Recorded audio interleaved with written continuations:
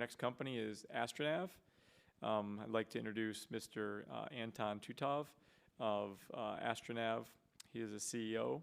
AstraNav is a private company based in San Diego, California. It harnesses the power of the Earth's magnetic field for localization and navigation.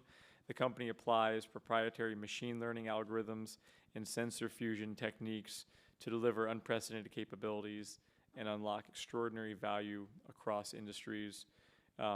We're honored to have Anton today. Anton's got a great story. I'm looking forward to hearing more about it. Anton, welcome. I got you virtually. Hopefully you can hear me as well. Absolutely, loud and clear. Thank you so much. Yes, and it's been great to connect with you, Anton, and learn your story. I'd like you to share it with our audience today. Maybe you could just tell us the origins behind AstraNav. Absolutely. Yeah, well, thank you so much again to you and the other organizers, everyone here. I really appreciate it. We're very glad to be here. I'm here, of course, virtually, but we do have our director of programs, Michael Cook, there on site with you in the audience. So please, everyone who's interested, go and speak with him, learn from him, chat with him, challenge him, discuss with him. He's an excellent AstraNav representative, and he definitely knows the aerospace industry very well based on his background in defense as well. So please do. Okay, well, origin story. Thank you for that question.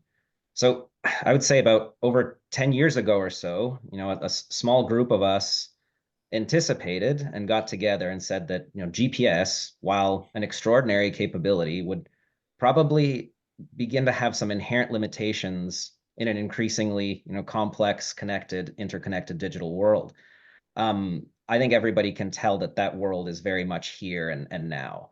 And we're seeing this play out on a daily basis all around the world, GPS limitations. So hotspots, combat environments, hot zones, etc. We're seeing GPS denial as being one of the main problematic features of the electromagnetic combat layer. We see it every single day in these hotspots.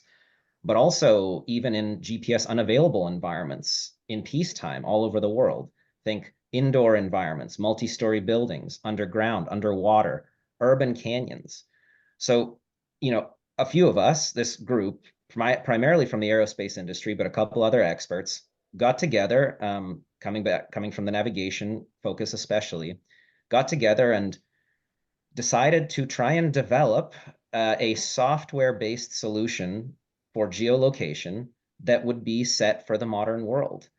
It took about 6.5, 7 years or so to build and develop, but ultimately we succeeded, and AstraNav was born from that and brought forward as a company in order to commercialize, both in the commercial sector and the defense sector and governments all around the world, this new geolocation software capability.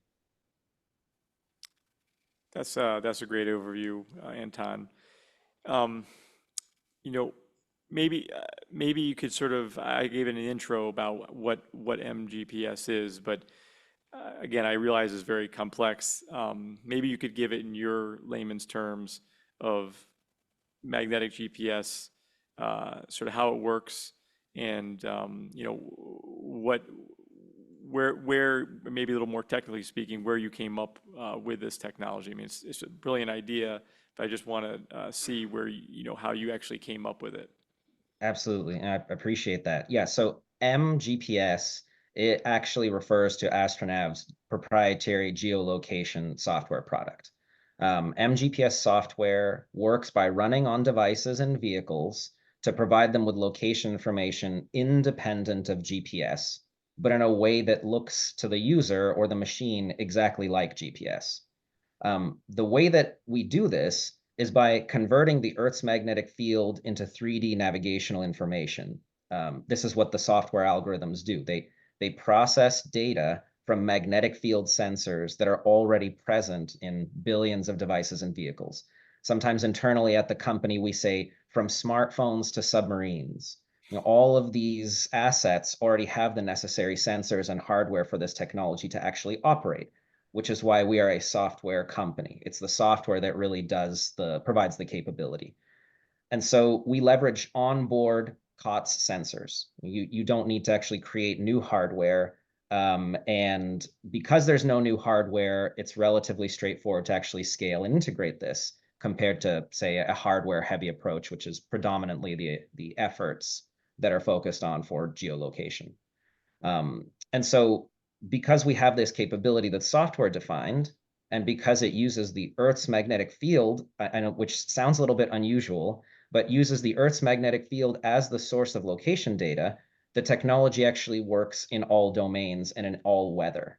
So land, sea, air, all weather conditions, underground, underwater, all the areas of GPS challenge that I mentioned previously, this technology succeeds in addressing geolocation in those environments. And I know you asked previously about what some of the inspiration was for actually developing this. So of course, we had a really smart group of folks doing navigation for multiple decades, coming up with solutions in the navigation space. But part of the inspiration was actually something that you find in nature well before we ever came up with it. And that is the idea of magnetic field navigation by animals.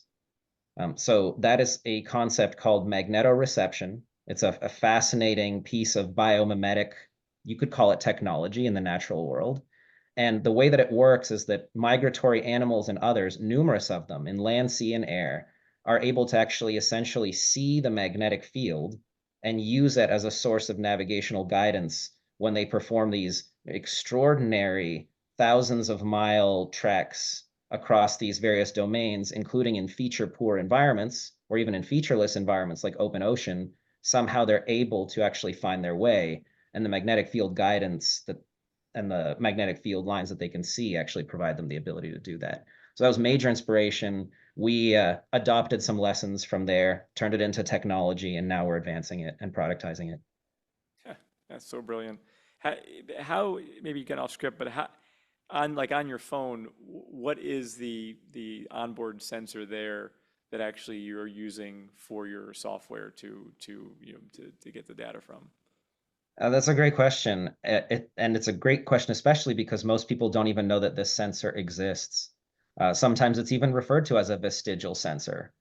So the sensor itself is called a magnetic field sensor or a magnetometer.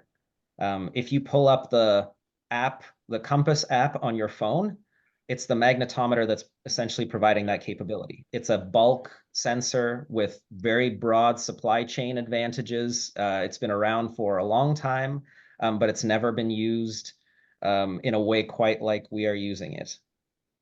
Yeah, brilliant. So brilliant.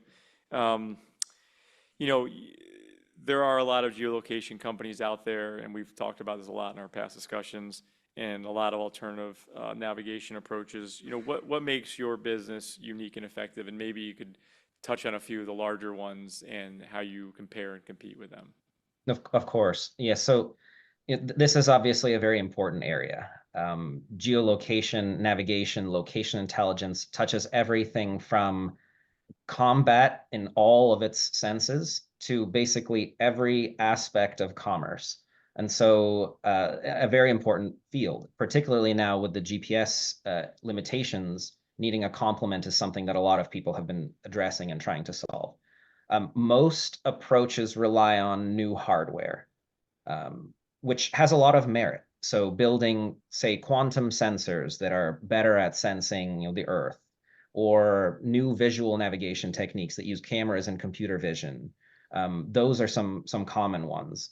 And typically, of course, requiring radio frequency signals of some sort, which is like how satellites operate. So better GPS, for example, or Bluetooth or Wi-Fi or 5G. All of these approaches, they definitely have a lot of merit. They're used. Many of them are deployed, obviously. We've heard about a lot of them. We use a lot of them in our daily lives. But all of them have one core similarity, which is some piece of hardware generates the signal. And usually it's a radio frequency based signal, some sort of waves or signal bouncing between device and source. And so ours, of course, very, very much different than that. Ours is a non-radio frequency based technique because it measures the Earth's magnetic field and its various components around you and a device in real time, all the time. And as a result, it is non-emitting.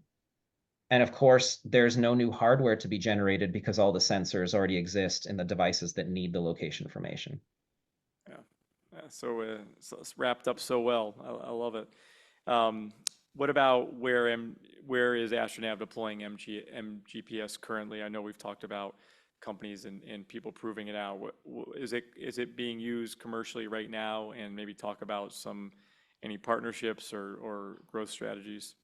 Sure. Yeah. So we are um, pretty excited about where the company is going and the inflection point which it finds itself. Um, we are a commercial B2B and B2G software company. It is a commercial piece of software. However, obviously, as I alluded to a couple of times, and the folks in this room, of course, appreciate very well, technologies like this have a lot of application in the government and the DoD. And so we are deploying and commercializing both through government in a variety of ways, but as well as in the commercial world quite extensively and through a number of verticals and use cases. So just to give you a few of them in the interest of time, major healthcare, like nationwide healthcare deployments being planned right now, airlines, warehouses, tech companies themselves need this kind of technology, and numerous land, sea, and air applications across the DoD, including, of course, one that's always on everybody's mind, I think, which is aerial efforts, both crewed and uncrewed, as well as scalable low-cost drones. You need a scalable solution for those, and a new piece of hardware is often difficult to be able to justify. You know, there's a lot of potential here, and I just want to see in your view, maybe through your eyes, what would success mean for the company, and what do you think the next 5 years will bring? That's a good question, a difficult one also to answer conclusively, but I think that there's a lot of excitement ahead. And I would say that, and I won't get into the details, of course, but I would say that our pipeline and IP estate and everything else very much reflect the fact that we have been very quietly for over a decade now pioneering software-based geolocation intelligence. I mean, that is our company, that is what we do. And I think the future should see ubiquity. I think MGPS being a simple, basic, you can look at it almost high level as a software update to solve a hardware heavy problem should be in every device. There's no reason why it shouldn't. And we have tried to gear our business structure in a way that allows ubiquity to happen as quickly as possible. Of course, we're leveraging the fact that this is software in order to do so. So we're integrating into native apps and native systems. You can think about onboard navigation systems with platforms like drones and underwater assets, but also smartphone apps, the ones you are so familiar with using every single day. Those should have location intelligence powered by MGPS, and we are in fact driving and aiming and planning to do exactly that, and we're, I think, well on our way. So it should be an exciting road. Yeah, I'll open it up to the audience. It's so intriguing. Anyone from the audience? If not, I've got a lot more. I know we don't have much time. You know, uh, Again, I know this is early days, even though you've been doing this for 10 years. But as far as business and economics of AstraNav, how do you describe its current business model, and how has that evolved over the past few years? Yeah, good question. And so the company technically was only incorporated in 2020, and we've been building product and perfecting product from there. The early tech was definitely done at risk from at least 2013, if so. So that's been the general story. Now we're really in the process of deploying. And the way that we're doing so is really as a core mechanism through licensing. This is a perfect opportunity for a licensing operation. We have the core technology. It integrates into existing familiar systems. That is a great way for us to maintain substantial margins, right? Software-based margins in a hardware type world. That's attractive. And to be able to scale and deploy quickly, that is I think, the right way to do so. And we've been seeing a lot of tailwinds in that regard in terms of our deployments. Yeah. What about, again, I know you're software based, but could you talk about the unit level economics of your products and services, and where will these, and I know you talked about dual use, where will you be seeing the highest margins, potentially in the future? I think some of this remains to be seen, of course, given that we are broaching both the commercial and the government space. The unit economics, I think, have favorability on both ends, but they have their uniqueness too. I mean, often you'll see DoD and Gov type contracts being quite a bit lumpier than the classic ARR type commercial agreements that we are now deploying into. But I think both have valuable unit economics for us, as well as more bulk metrics, like just top line revenue as well is going to be helped and offset between commercial and government, because when one is up, the other one is often down, and you have, I think, the benefit of having both broaching right in the middle of the two. So think things are looking quite good for us on that end, but the commercial side is really only picking up now because we finally have our commercial product in place and we're now starting to deploy. Yeah. Anton, I wish we had more time. There's so much to talk about, and I sense I'm going to be seeing some interesting things coming out of AstraNav, and wish you your best success. And I'm hoping to get you back here in person and maybe be a public company by then next year. So congratulations, and thank you for taking the time. Thank you so much. I really appreciate it. Thank you, everyone. Would love to be there next year in person. Much appreciated. Thanks, Thank you. everyone. Tony Bancroft is a portfolio manager for Gabelli Commercial Aerospace and Defense ETF. Michael Bergio and Daniel Gleam are research analysts at Gabelli Funds. The above webcast is a recording from the 31st Annual Gabelli Aerospace and Defense Symposium, which occurred on September 4, 2025. GAMCO is providing these links as a matter of general information. We do not intend for these links to be a complete description of any security or company, nor is it a research report with respect to any of the companies mentioned herein.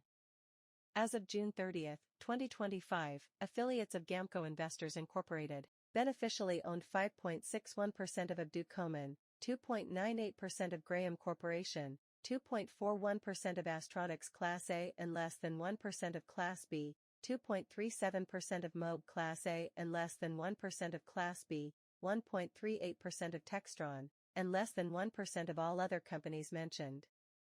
The analysts' views are subject to change at any time based on market and other conditions. The information in this posting represents the opinions of the analyst and is not intended to be a forecast of future events, a guarantee of future results, or investment advice. Views expressed are those of the analyst and may differ from those of other GAMCO officers, analysts, other employees, or of the firm as a whole. Because the investment personnel at GAMCO and our affiliates make individual investment decisions with respect to the client accounts that they manage, these accounts may have transactions inconsistent with the information contained in this posting. Certain GAMCO personnel may know the substance of the posting prior to its posting. This webcast is not an offer to sell any security, nor is it a solicitation of an offer to buy any security. Stocks are subject to market, economic and business risks that cause their prices to fluctuate. When you sell shares, they may be worth less than what you paid for them. For more information, a prospectus, or summary prospectus, visit our website at www.gabelli.com or call 800 Gabelli 800 422 355 4914 921 5100 fax 914 921 5118 info@gabelli.com. Tony Bancroft is a portfolio manager for the Gabelli Commercial Aerospace and Defense Fund. This ETF is different from traditional ETFs. Unlike traditional ETFs, this ETF will not tell the public what assets they hold each day. This may create additional risks for your investment. For example, you may have to pay more money to trade the ETF shares. This ETF will provide less information to traders, who tend to charge more for trades when they have less information. The price you pay to buy ETF shares on an exchange may not match the value of the ETF's portfolio. The same is true when you sell shares. These price differences may be greater for this ETF compared to other ETFs because it provides less information to traders. These additional risks may be even greater in bad or uncertain market conditions. The differences between this ETF and other ETFs may also have advantages. By keeping certain information about the ETF secret, this ETF may face less risk that other traders can predict or copy its investment strategy. This may improve the ETF's performance if other traders are able to copy or predict an ETF's investment strategy. However, this may hurt the ETF's performance. For additional information regarding the unique attributes and risks of this ETF, see the Non-Transparent Exchange Traded Fund (ETF) Structure Risk early close/trading halt risk and authorized participant and AP representative concentration risk in the principal risks section of the prospectus.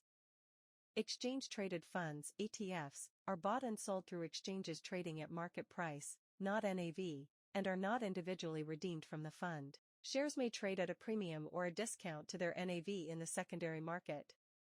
There is no guarantee the investment strategy will be successful. Investing involves risk, including the possible loss of principal. Premiums or discounts are the differences, expressed as a percentage, between the NAV and market price of an ETF on a given day, generally at the time the NAV is calculated. A premium is the amount an ETF is trading above the reported NAV, expressed as a percentage of the NAV. A discount is the amount an ETF is trading below the reported NAV, expressed as a percentage of the NAV. The prospectus/registration statement shows the frequency of distributions of premiums and discounts for these ETFs for the most recently completed fiscal calendar year and all completed quarters of the current fiscal year. Investors should carefully consider the investment objectives, risks, charges and expenses of the ETF before investing. The prospectus, which contains more complete information about this and other matters, should be read carefully before investing. To obtain a prospectus, please call 800 Gabelli or visit www.gabelli.com. Risks to the ETF include a downturn in commercial air travel, production and/or supply chain disruptions, decreases in defense spending, subcontractor financial health, and competition and/or technology changes. As of June 30, 2025, the common stocks of Boeing, Ducommun, Curtiss-Wright, Moog, 5.55%, 4.54%, 4.26%, 3.69% of the fund's net assets, respectively. As of June 30, 2025, affiliates of Gamco Investors Incorporated beneficially owned 5.61% of Ducommun, 2.98% of Graham Corporation, 2.41% of Astronics Class A and less than 1% of Class B, 2.37% of Moog, Class A and less than 1% of Class B, 1.38% of Textron, and less than 1% of all other companies mentioned. Distributed by G. Distributors, LLC, a registered broker-dealer and member of FINRA.